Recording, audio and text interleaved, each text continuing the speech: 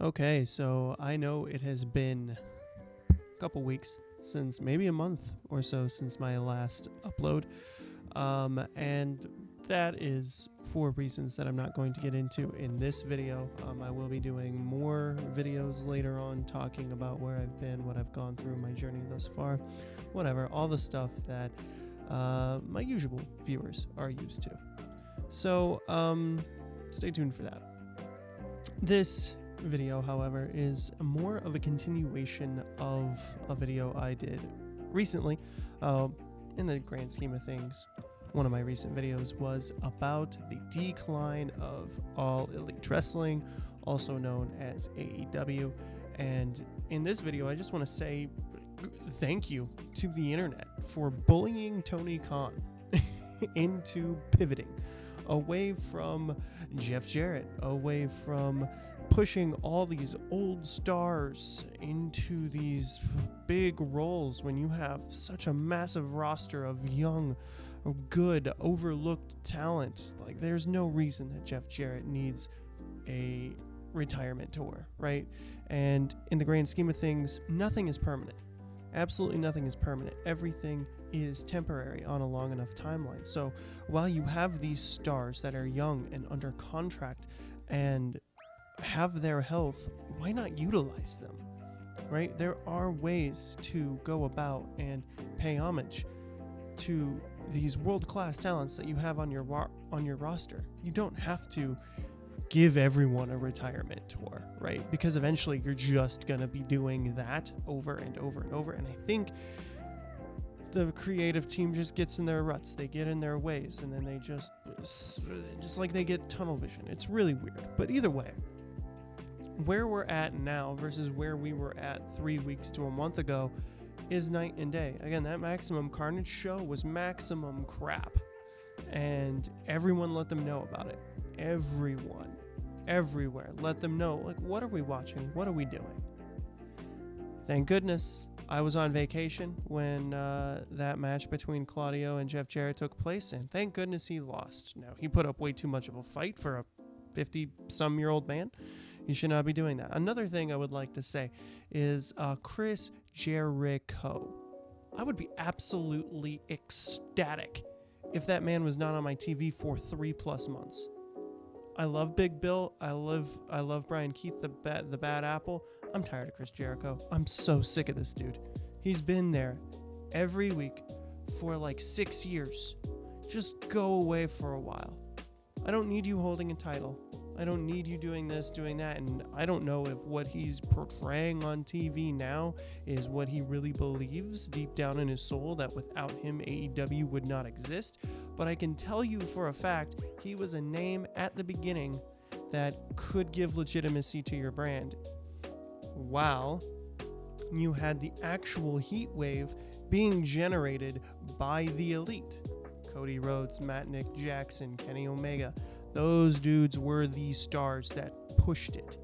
I can guarantee you that. Why can I guarantee you that? Because their merch, the Young Bucks, without being televised in the States whatsoever, their merch was selling out like crazy. Crazy. Could go into the facts, could dig into the weeds. That's not who I am. That's not what I do. I simply am here to say that Chris Jericho does not need the amount of TV time he's given. And it would be different if he was actually making people better. But since he's gotten here in AEW, he has not.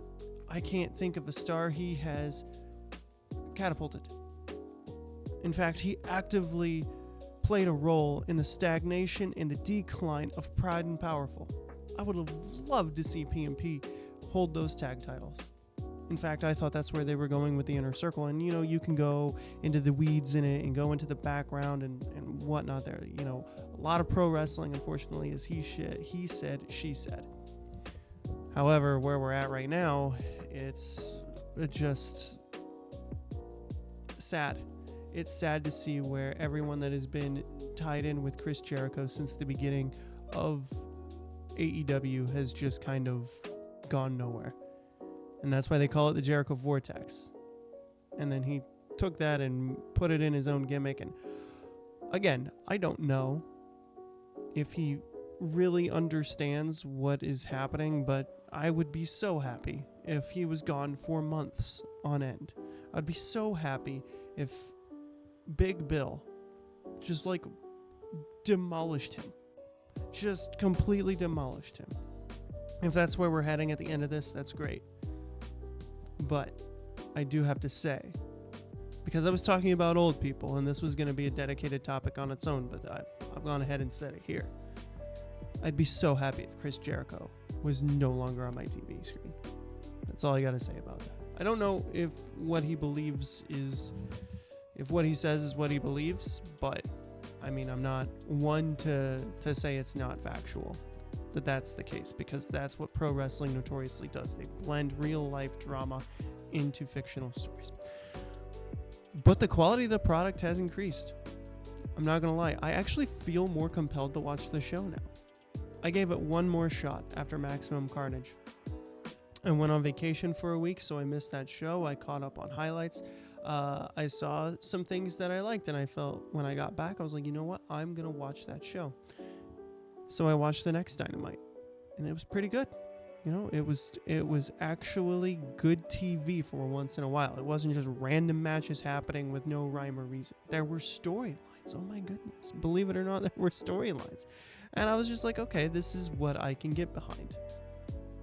And, you know, AEW might not be a promotion where it's character first or pro wrestling. They're definitely a pro wrestling first, character second type of company, but I think they found out pretty quickly that you can't just suck all the character and nuance of storytelling out of it and remain profitable, popular, viable. I feel like I'm just watching a bunch of stuff. Without the storytelling, you're just doing a bunch of fake moves. Everyone knows it's fake. Oh, it's not fake, it's pre-scripted. We get it, right? We know that you're not actually hurting each other that badly when you're doing the moves. We know a number of things, right? At this point, kayfabe's been dead for years, right? You have so many podcasts out there dedicated to killing the business, pulling that curtain up, you know, whatever. And we're not stupid. So it's like when you take the storytelling out of pro wrestling, you're just left with a bunch of two dudes doing moves. Two chicks doing moves, whatever. And it's, annoying is what it is. It's absolutely annoying to think that this dude who loves this so much and spent all his time doing this, all his time fantasizing about doing this, that he completely removed the story from it completely. The TV has been better. The concepts are off, a little bit disagreed with, but this is the thing, is I can't just stop watching All Elite Wrestling. And I'd love to be able to do that. I would love to be able to be a fan that I could just stop watching this altogether and go watch WWE. Thing is I can't do that because we lived under a monopoly for 20 years where WWE was it. That's all we had. I mean, sure, we had TNA, and there for a while we were really clamoring that TNA would be better and drive them to be better. But they, you know, the whole Dixie Carter, Hulk Hogan, Eric Bischoff thing, that ruined it. That completely took that company off the rails, and they were basically like a cockroach for a while, just barely squeaking by. Like, I don't know how that company is still afloat, but hey, I'm glad they went through all their identity crisis. They went through the Jeff Jarrett grift of Global Force Wrestling, and now TNA is back to being TNA, right? They were Impact Wrestling, Global Force Wrestling, Impact, whatever that period was. Then they settled on Impact for a little bit, and then they tried to really be like, oh no, we're home of the Forbidden Door and everything. And sure, that gimmick might have been good for a little bit, but now they're actually tying themselves to WWE and they're getting brought up. And I did say that in my most recent video, that if AEW continued down the same path that they were going, pretty soon in the next 2 years, TNA would probably vault over them, because things take time. Things absolutely do take time. You're not going to see record rating improvement in a week. You're just not. You can pop a rating, but that's just a bubble to pop. That's it. That's all that is. Eric Bischoff found that out in the 90s, by the way, which is hilarious when he talks trash about AEW, because he killed one brand. He almost killed another completely. So this dude, and toxic wrestling fans just love listening to Bischoff for some reason. I don't know. Dude's a clown in my opinion, but it is what it is. Him and Vince Russo almost killed TNA after killing WCW, and then have the gall to think that they know what is best for the business. It's absolutely insane when you think about it. So we have AEW on the improvement.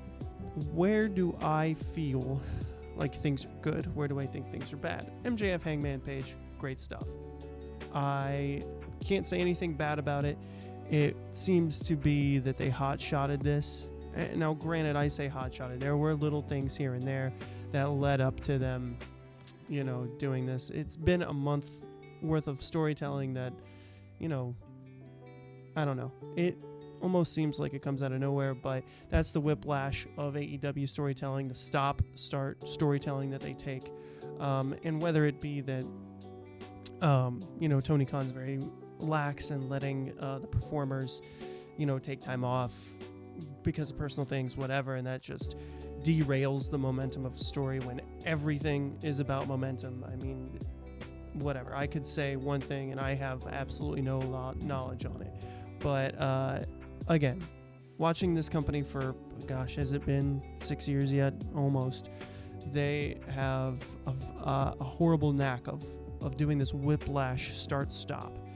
And stories will get hot, then they'll get put on ice, and then just pick up months later after the characters were doing a filler arc for a while. It's the weirdest thing, and something that I hope that they get down. Another thing that I really hope that AEW does is fix their production.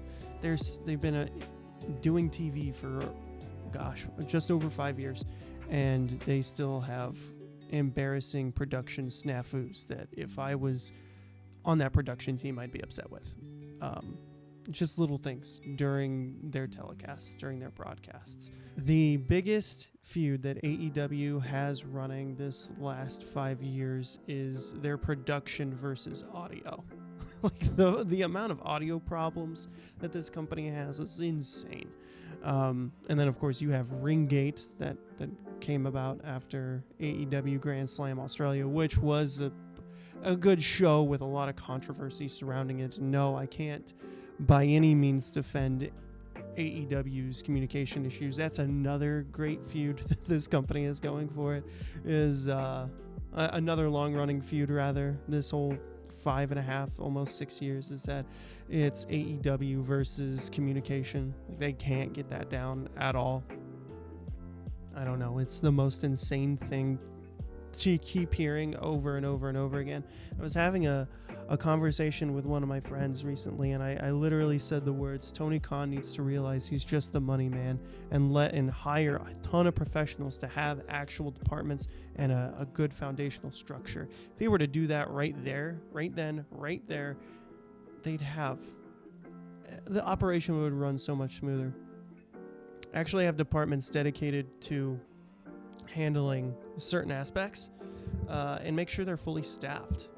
That's definitely a thing.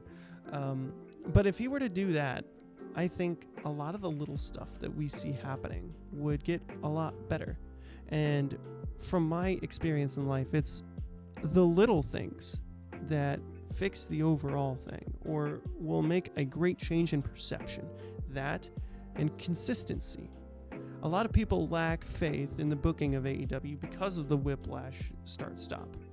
A lot of people lack faith in AEW because there are horrible communication issues. People talk about it all the time. If you are in the know in the wrestling news whatsoever, people are just like, yeah, I've been ghosted. I don't know what's going on.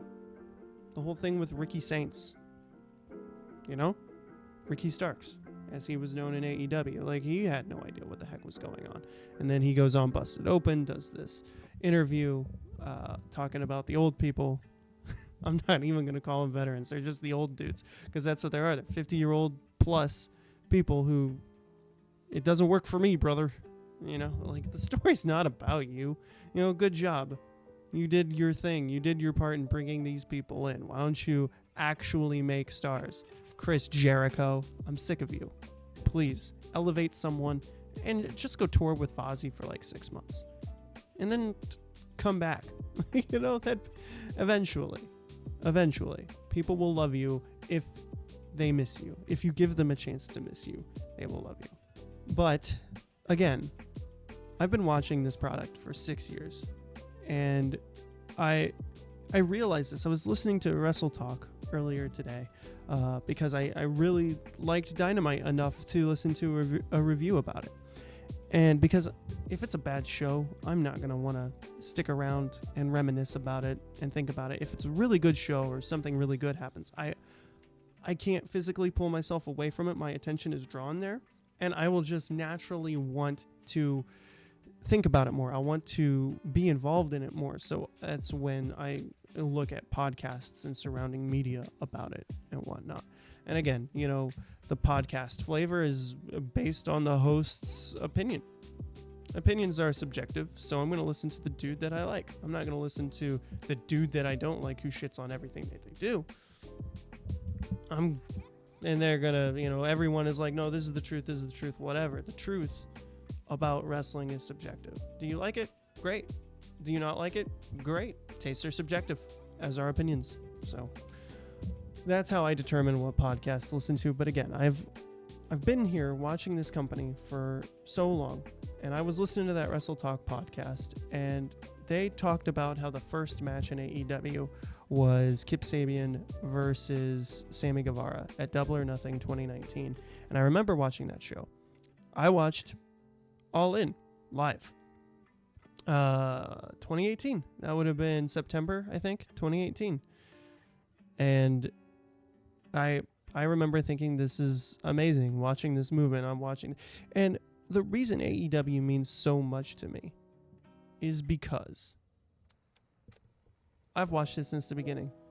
Every other wrestling promotion I've ever watched, I've come into the middle of it. AEW is something where I've watched since the beginning, and I have missed very little. Thankfully, to AEW's YouTube channel, they have this thing called AEW Timelines that they've been doing, and they really just put up like 4-hour recaps on there about all the history of what has happened in a storyline, and it's really cool. And now, am I gonna sit there and watch for 4 hours? Absolutely not. I got better things to do with my life than do that. But you know, it's just one of those things that it's there if you need it. Sure, it's there if you need it. But I don't need it because I've been there since the beginning. And I would love to be able to stop watching. When it was bad, I wanted to stop watching. But if I'm going to stop watching AEW, I'm going to stop watching pro wrestling altogether, because no matter how much Triple H right now is going to portray himself as this good guy that's friendly with all these other companies, I remember him standing in front of a map with NXT plastered all over the globe, and his plan was to do what Vince McMahon did with the territories in the United States, except he wanted to go to every single country and bankrupt their wrestling economies so that WWE was the only global wrestling promotion. I can never get behind that. And there are people that are going to be fanboys that are like, oh, that's great. WWE's format's the best. It's this, it's that. Again, wrestling opinions are subjective. Wrestling is no different. There are people that enjoy other styles of pro wrestling, and I'm sorry, a United States-based company should not be able to go to a different company, set up shop, poach all the talent, and bankrupt it.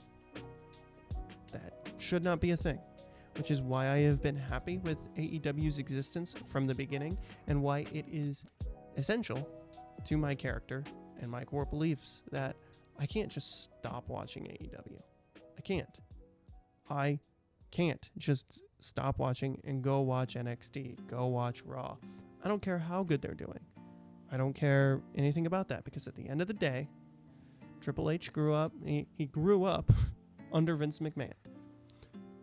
You got to think that those ideals seeped into him. And again, we'll see what happens with TNA in this partnership. We do know that they signed a deal, so it's got to be exclusive. We know that much.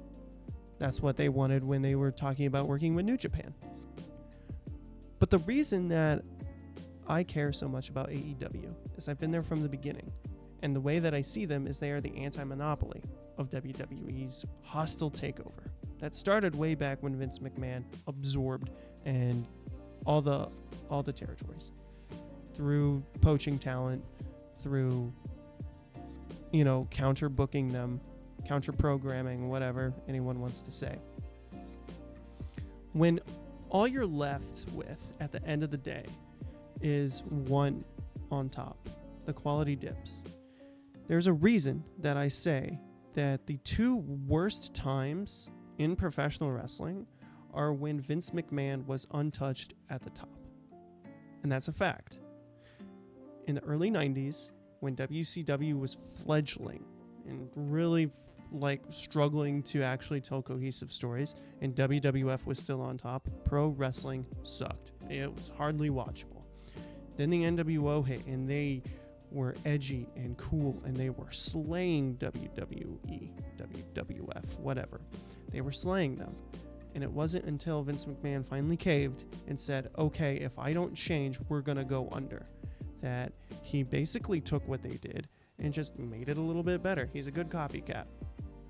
So he took what they did and he made it more coherent, and it was better. It went through the boom period, the Attitude Era. The Attitude Era. No, we still talk about that to this day. The Attitude Era. And once we got through the Attitude Era and WCW and ECW were purchased, then the quality started to go down. It started to slowly trickle down until 2008, when they turned the oh my god, I almost called it the attitude adjustment out of the gate. They turned the FU into the attitude adjustment, and for me, the PG era began, and it was just worse. And it got worse, and it got worse, and I stopped watching WWE at that point and started watching TNA. And then I just stopped watching pro wrestling altogether, somewhere around 2010. I didn't get back into it until, mid 2016. AJ Styles had debuted for the company, so I was like, I need to watch that. But it didn't get any better. It didn't get really any better on the WWE side until AEW started whooping the crap out of them. Week in, week out. People are going to say, oh no, that wasn't the case. That's not what happened. They were never really in jeopardy. There was something that had to have flipped where behind the scenes they're like, we need Vince McMahon out. So without AEW's existence, Vince McMahon would still probably be there. Say what you will, but that's probably going to be the case. If in an alternate history, if AEW doesn't exist, then he's probably still there. And Triple H is still running NXT, and everyone's saying NXT should be the main brand. Should be the main show. But it is for these reasons that I say that I am so thankful that AEW exists, and why I was so upset that the product was just in the toilet. You know, Tony Khan, he gets his bag from Warner Bros. And he's just like, I'm going to just coast, and puts on trash shows. You just got rid of story completely, and it's just dudes flipping around. And in the case of Jeff Jarrett, just old dudes stumbling around, limping around, gimping around, trying to put on a show? What? In 2025? Are you kidding me? Bryan Danielson was 40. That's why his retirement tour was so entertaining and great. Jeff Jarrett, oh my god, no kidding. It's so funny to think of and talk about. But either way, guys, I could talk about this for forever. I just want to thank you all so much for bullying him. Again, I don't have much of an online presence, but since everyone just completely turned on him, those weeks ago, the shows have been better. They've been watchable. Are they Grammy winning? No. Are they as good as they once were? I don't know. It's good and it's entertaining, and that's all I look for out of pro wrestling. So it's been a lot better. Is it perfect? Absolutely not. I don't think wrestling can be perfect. But we got MJF and Hangman Page. We have Kenny Omega. I disagree with their booking of him being more important than the title. But hey, if he can win that title, the International Championship, and have a unification match with Okada at All In, I think that would be the best thing, because there's way too many titles for the little TV that they have. I don't know. I just feel like some change is needed there. With, you don't need the TNT title, I still want to call it the All Atlantic title, but you don't need the TNT title, the international title, and the continental title. And another production note, I would change the Owen Hart Cup belts, change them to trophies. Seriously, we don't need more championship belts walking around here. That would be my take, because it just adds to the fire when you say stuff, or when you see that. You're like, what's that title? I recently rewatched All In London from 2024, and I saw Mariah May walking to the ring with the Owen Hart Championship belt, and I'm like, please, why does it have to be a belt? Just list her as the winner on the graphic and give her a trophy or something. Give her a prop that she can use that's not a title belt, right? That she can use to cheat with, whatever. But yeah, those are just my kind of jumbled thoughts that I wanted to say.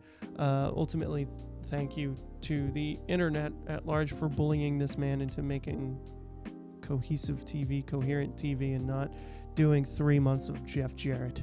God, what a fucking world that would have been. But either way, that's all I have for you guys today. I know it's been a while. I don't know how much more I'll be doing, how frequently I'll be doing uploads, because I at least owe my usual viewers one more video. And I'm probably going to get hate for it. I'm really anticipating it, and that's fine. But, I've been really enjoying myself. Things have changed a lot since I've gotten back from vacation, and I've been in a better mood, better state of mind, things along those lines. And hey, the pro wrestling I watch has gotten better. So with that being said, guys, thank you for watching. If you made it this far, I love you all. And until the next time, my name is Ken, and I'll see you then.